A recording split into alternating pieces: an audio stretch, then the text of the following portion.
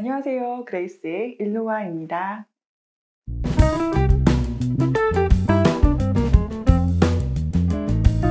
오늘은 재택근무에 대해서 이야기 나눠볼까 합니다. 재택근무 많이들 하시죠? 요즘 코로나19로 인해서 많은 회사들이 재택근무를 실시하고 있는데, 어떠신가요? 혹시 재택근무하고 계신 분들, 지금 이 영상 보고 계신 분들 계신가요? 업무 효율이라든지 일이 잘 되시나요? 제가 이 주제를 이야기 나누는 이유는 지난 5년 동안 재택근무를 열심히 도전하고 또 해보면서 나름의 노하우를 조금 터득했기에 몇 가지 좀 나눠 드리려고 합니다. 저뿐만 아니라 저와 함께 일을 하고 계시는 분들도 재택근무를 저희 회사에서는 지난 5년 동안 하고 있습니다. 여러 가지 이유가 있지만 가장 큰 이유는 업무 효율성적인 부분 때문이었습니다. 공유 오피스를 구해서 일을 해보기도 했지만 거기에 출근하는 시간이 거기 그 출근을 위해서 왔다 갔다 하는 시간이 너무 아깝더라고요. 그래서 어떻게 하면 재택근무를 잘할 수 있을까? 그리고 어떻게 하면 우리가 효과적으로 그 재택근무 시스템을 안정화시킬 수 있을까에 대해서 오랜 고민을 했고, 제가 찾은 몇 가지 방법은 다음과 같습니다. 첫째, 너무 뻔한 얘기 같지만 같이 일하고 있는 사람들 간의 신뢰입니다. 믿는 거죠. 믿어야 됩니다. 재택근무를 하면서 회사에 있는 것처럼 똑같이 모니터링 하려고 하거나 근무 시간 중심으로 사람들을 관리하려고 하는 생각을 가지면 굉장히 괴롭습니다. 이때 신뢰라는 것은 그 시간에 거기에 있겠지, 그 시간에 나와 커뮤니케이션이 가능하겠지라고 하는 신뢰가 아니라 오늘 주어진 일 또는 우리에게 주어진 어떤 목표라든지 태스크를 충분히 이 사람이 해낼 수 있을 거다라고 하는 신뢰입니다. 재택근무를 하는 데 있어서는 기존의 사무실에서 일할 때와 아주 다른 프레임으로 접근해야 됩니다. 사무실에서는 그래도 누가 어떻게 일을 하고 있는지에 대해서 눈에 들어오고, 그리고 그런 부분들이 좀 서로의 안정감을 줄 수가 있습니다. 그렇지만 재택근무 체제에서는 그 일을 그 시간에 어떻게 하는지에 대해서 전혀 서로가 어떻게 할 것인지에 대해서 솔직히 잘 모릅니다.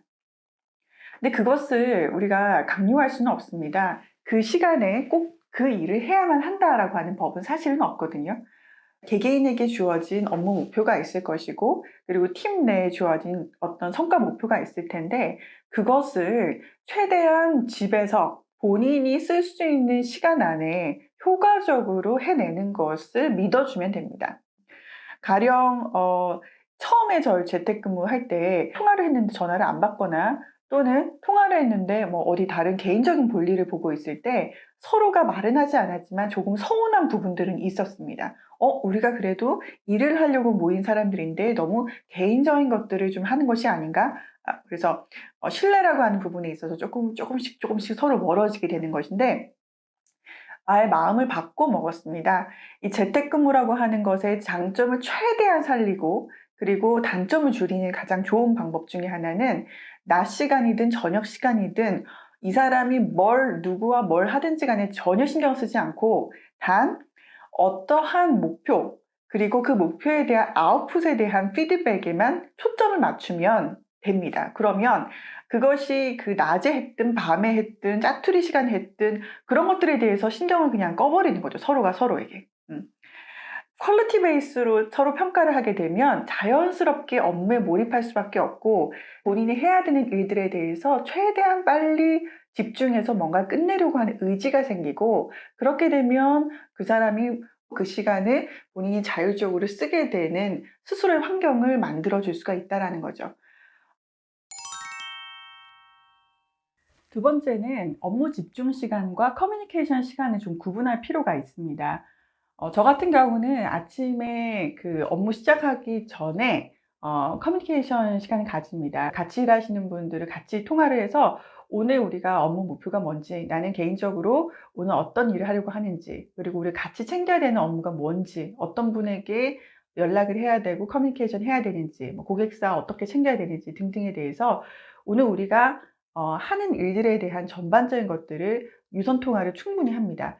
보통은 이때 짧게 하지는 않고요. 한 30분 정도는 합니다. 그래서 충분히 그 하루를 어떤 식으로 보낼 건지 서로 선언을 하는 거죠. 그리고 나서는 전화를 최대한 하지 않습니다.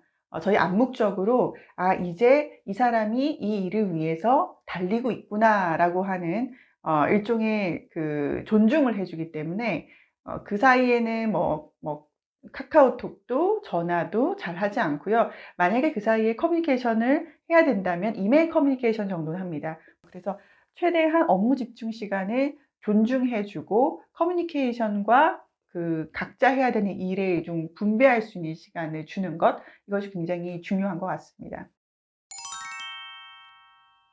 세 번째는 재택근무를 하게 되면 자연스럽게 방해를 받을 수밖에 없습니다. 근무 공간과는 좀 다른 공간이거든요. 여기는 이제 밥도 먹고 그리고 잠도 자고 가족들이 쉬기도 하고 그리고 택배도 받기도 하고 그런 공간입니다. 그래서 중간중간에 업무 흐름이 끊어질 수밖에 없어요. 그런데 그 끊어지는 것들에 대해서 스트레스를 받기 시작하면 이 집에서 일하는 것이 쉽지 않아요. 괴롭습니다. 저 역시도 굉장히 집중해서 뭔가를 하고 싶은데 이게 업무가 끊어지거나 또는 아이를 픽업하러 가야 되거나 갑자기 누가 찾아오거나 이런 일들이 빈번하거든요. 그럴 때는 과감하게 내가 지금 해야 되는 일을 포기합니다. 우스운 얘기 같지만 잘만 컨트롤하면 워크앤라이프를 잘 즐길 수 있어요. 낮에 사람들이 없는 시간에 볼일을 볼 수도 있고 아이를 좀 픽업하거나 또 아이와 시간을 좀 보낼 수도 있고 이렇게 충분히 낮 시간에 내가 개인적으로 해야 되는 일들을 충분히 할 수 있거든요. 처음에는 그건 무조건 하지 않아야겠다고 생각했을 때는 여기 있는 공간 자체가 저도 스트레스가 되고 제 가족들에게도 스트레스가 됐습니다. 그런데 지금은 해야 되는 일들이라면 내가 가족들을 위해서 해야 되거나 아니면 개인적인 사사로운 일이긴 하지만 그런 것들을 해야 된다라고 생각이 됐을 때는 그냥 해버립니다. 예. 하고 같이 일하고 있는 사람들에게는 양해를 구합니다. 내가 오늘은 개인적인 볼일이 있어서 낮 시간에 이거 커뮤니케이션 어려울 것 같으니까 혹시라도 급한 연락이 있으면 대신 좀 커버해 주세요 라고 이제 요청을 합니다. 대신에 저는 그 일에 대해서 나머지 시간 제가 아이를 재우고 나서 그리고 또 굉장히 조용해졌을 때 또는 새벽 이럴 때 제가 그 일에 대해서 오롯이 몰입할 수 있는 시간에 몰입을 합니다. 그래서 전체 근무 시간으로 봤을 때는 시간을 굳이 그렇게 따질 수가 없는 거죠.